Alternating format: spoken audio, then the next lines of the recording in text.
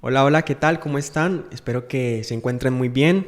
Gracias por conectarse, gracias por estar aquí con nosotros nuevamente. Y como ya ustedes saben, este es un espacio devocional en el que buscamos la presencia de Dios, buscamos principios que nos sirven para poder ser mejores personas, mejores cristianos.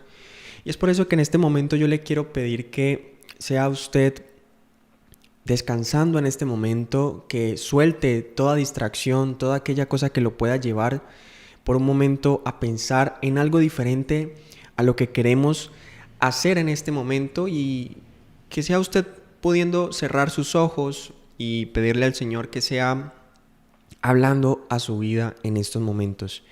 Y puede hacer una oración conmigo diciendo: Señor, yo te doy gracias por tu amor y por tu misericordia, gracias porque tú me cuidas todo el tiempo, aún en medio de las dificultades que yo atraviese, aún en medio de mi incomprensión. A veces sentimos, Señor, que no sabemos qué es lo que está sucediendo en nuestras vidas, pero a pesar de todo, Señor, queremos confiar en ti y queremos entender cuál es el plan que tienes para nosotros. Si nos perdemos, Señor, queremos que tú nos guíes y es por eso que estamos aquí, Señor, buscando tu presencia y aprendiendo de tus principios. Háblanos, por favor, y que esos principios no se vayan con el viento, sino que podamos interiorizarlo y aplicarlo a nuestra vida. En el nombre de Jesús, amén y amén. Y bueno, a manera de introducción yo estaba pensando qué ejemplo podía utilizar para poder iniciar con este tema, el tema de este espacio. Estaba pensando cómo podía yo enlazar ese ejemplo con lo que quería comunicar y recordaba cuando nos reuníamos para hacer equipos de fútbol, jugábamos en cancha sintética y era un espacio bastante divertido y controversial, ¿no? Sucedían muchas cosas dentro de la cancha, pero había un momento bastante chistoso y era cuando reuníamos el equipo y definíamos los grupos, ¿no? Es el equipo A, el equipo B.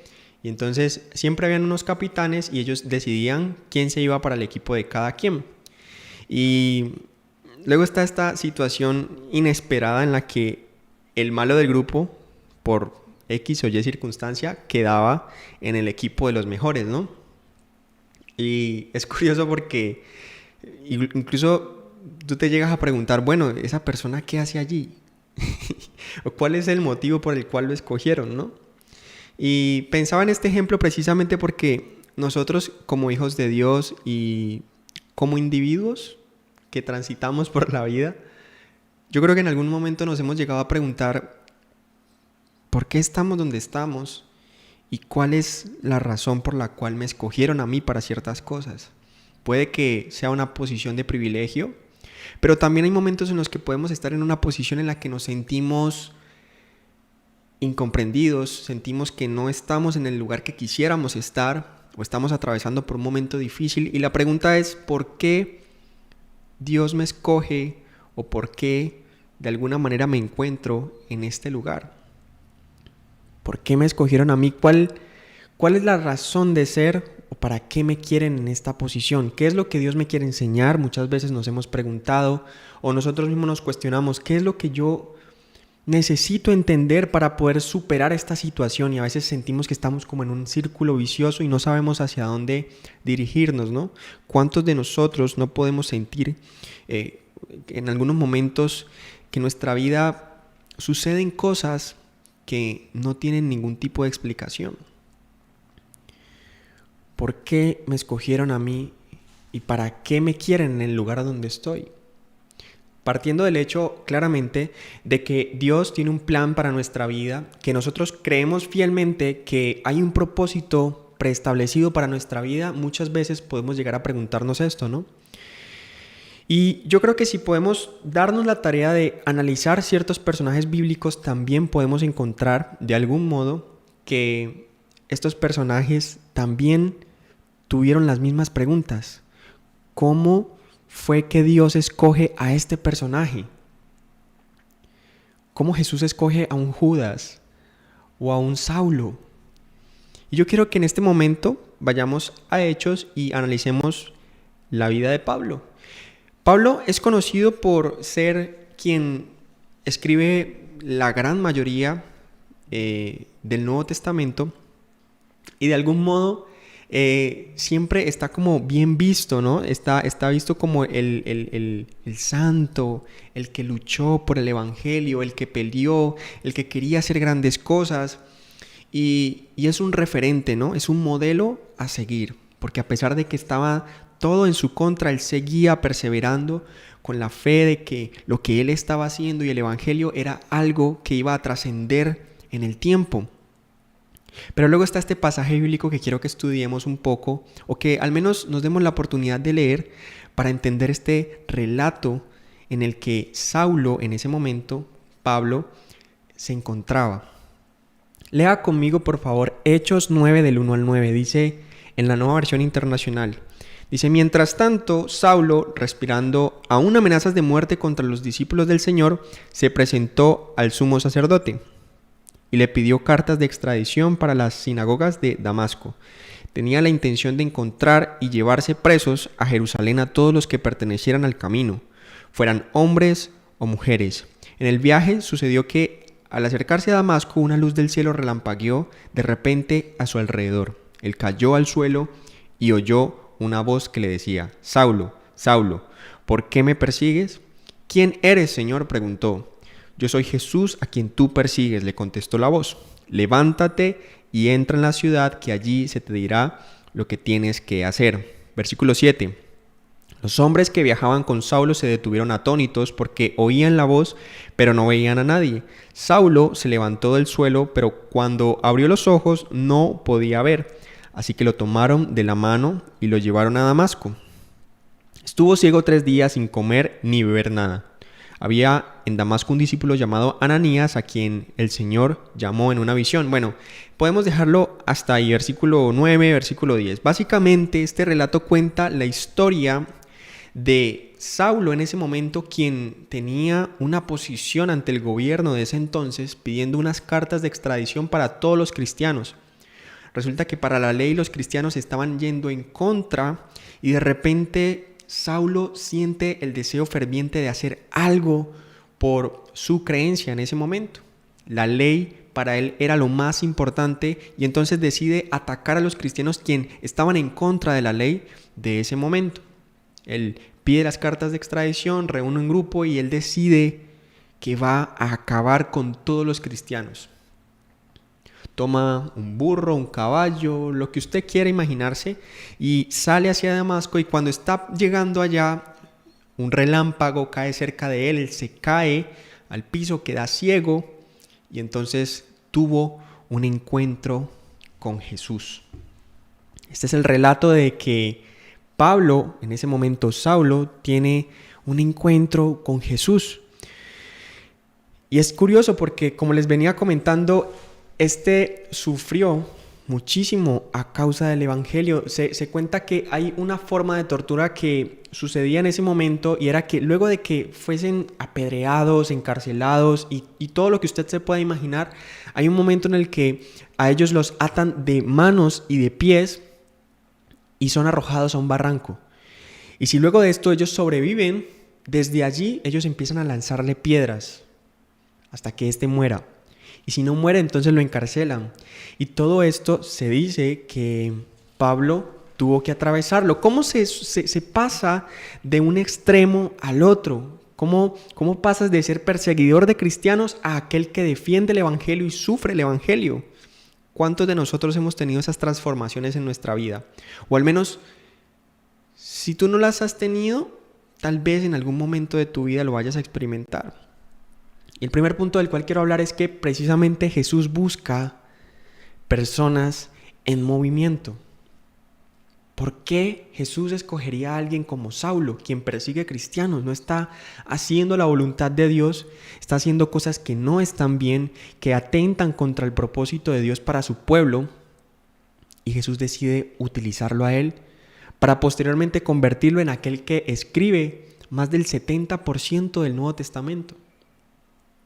Jesús busca personas en movimiento. Hay una necesidad por parte de Dios de buscar personas que ya están en movimiento. El problema es que muchas veces nosotros somos personas que nos quedamos estáticos en nuestra vida. Nos acostumbramos a una rutina, nos acostumbramos a un modo de vivir y no nos preocupamos por avanzar. Y si el movimiento es correcto o no, eso yo creo que es otro tema, ¿no? Pero Dios quiere que te muevas, que estés en búsqueda de algo más, que no te conformes, que estés pensando siempre de algún modo en ser mejor, en hacer algo en pro del beneficio de no solamente tuyo, sino también de quienes te rodean. Y en ese momento, para Saulo, el beneficio común era acabar con los cristianos porque estaban en contra de la ley, y la ley era lo que a él le representaba. Y hay un dicho que dice: las ruedas del carro se corrigen más fácil cuando éste se encuentra en movimiento. Es más fácil hacer girar a alguien cuando está moviéndose que querer empezar a empujarlo para que luego éste tome la dirección contraria.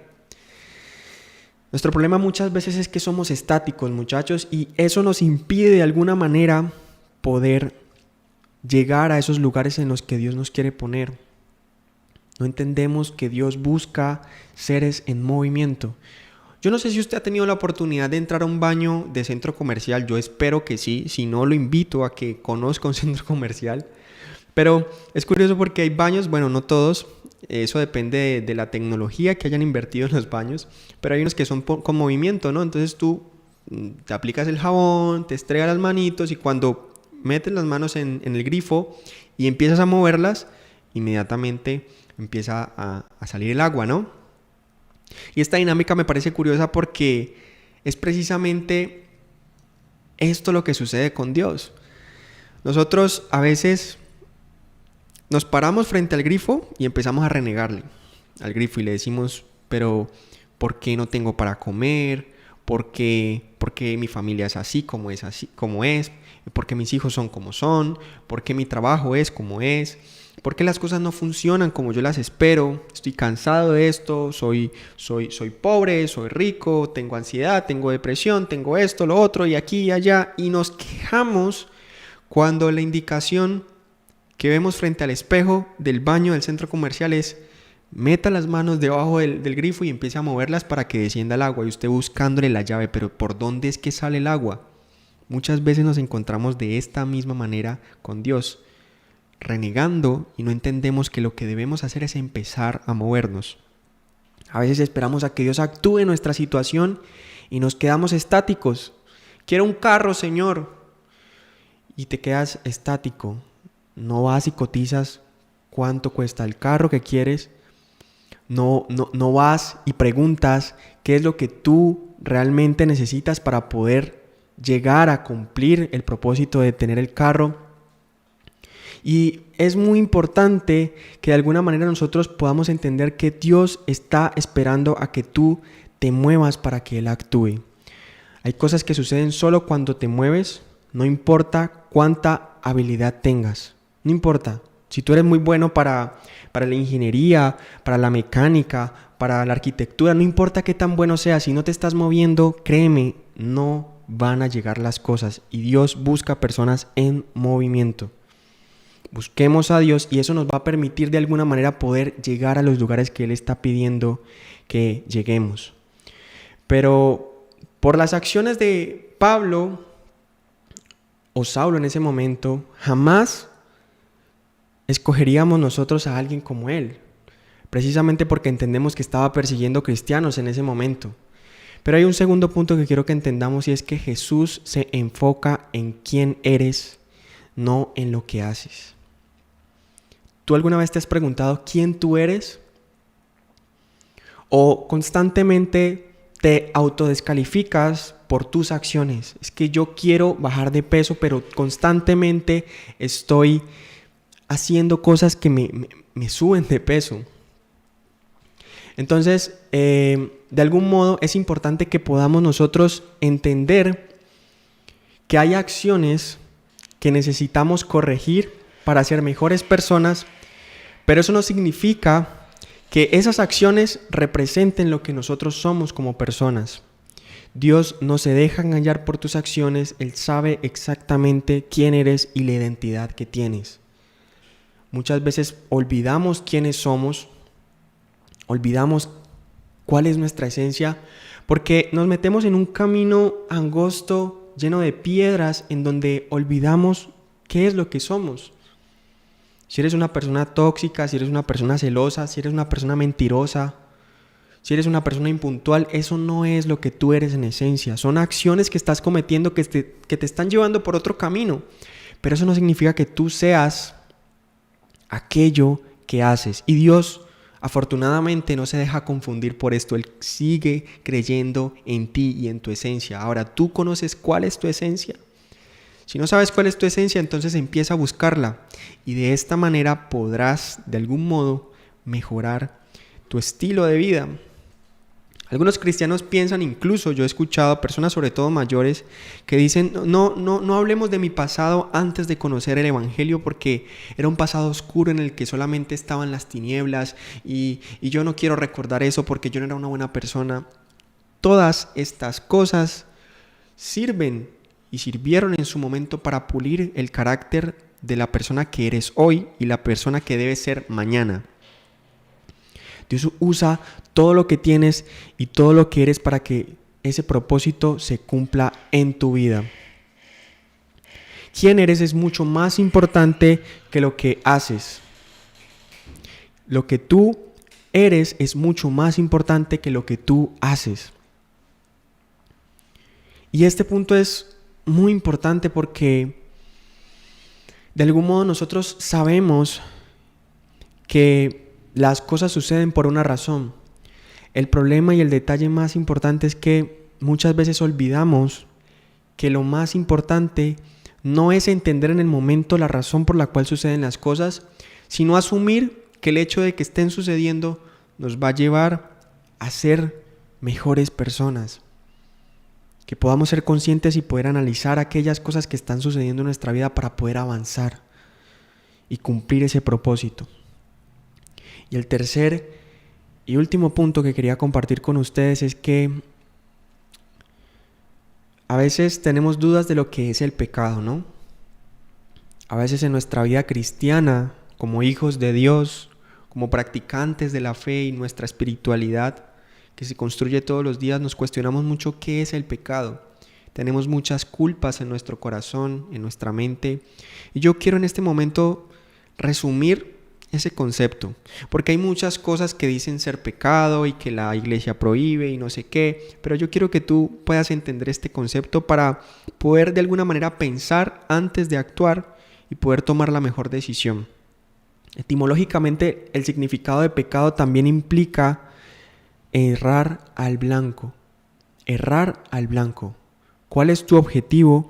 ¿Cuál es tu propósito?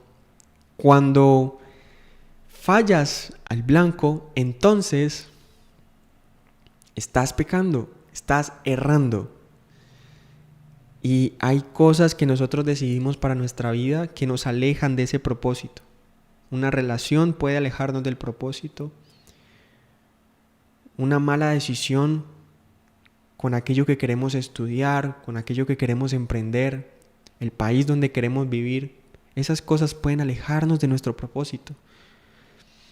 Y tenemos que tener la conciencia de cuál es el objetivo al cual queremos llegar. Porque si no, cualquier cosa nos puede distraer y podemos cometer el error de ir hacia el lugar incorrecto. El pecado significa no entender cuál es el propósito de tu vida y hacer cosas que están fuera de lo que fuiste creado para hacer. Ahora la pregunta es, ¿sabes para qué fuiste creado? No se trata solo de fallarle a Dios. Se trata de fallarte a ti mismo y fallarle a la persona que Dios quiso que tú fueras. El tercer punto es no te falles. Si te sientes perdido, si te invade la culpa, recuerda, este no eres tú. Es un momento difícil que estás atravesando, es un momento de dolor, un momento en el que podemos incluso sentirnos perdidos y es normal, pero eso no eres tú, esa no es tu esencia. No vayas más en contra de lo que fue destinado o depositado en tu vida, esos sueños, esos anhelos, esos propósitos. No sigas yendo en contra. Entre más lejos te vayas del retorno, más difícil va a ser poder volver. Y Dios quiere moverte, llevarte a lugares nuevos, incómodos, pero que tienen que ver completamente con lo que tú eres. Confía. Confía. Si hay algo nuevo que está sucediendo en tu vida, en el que de pronto puedes llegar a sentir dolor, que no entiendes qué está pasando, confía. Dios tiene un propósito con eso. Confía. Si te sientes mal, si te sientes culpable por lo que sucedió, por lo que hiciste, ese no eres tú. Reconoce cuál es tu esencia delante de Dios y retorna al camino que Dios quiere para tu vida. 3 puntos, muchachos. Dios busca personas en movimiento, personas dispuestas a ser quienes son, su esencia, y busca a aquellos que no están dispuestos a fallarse a sí mismo. Eso es lo que quería compartir con ustedes.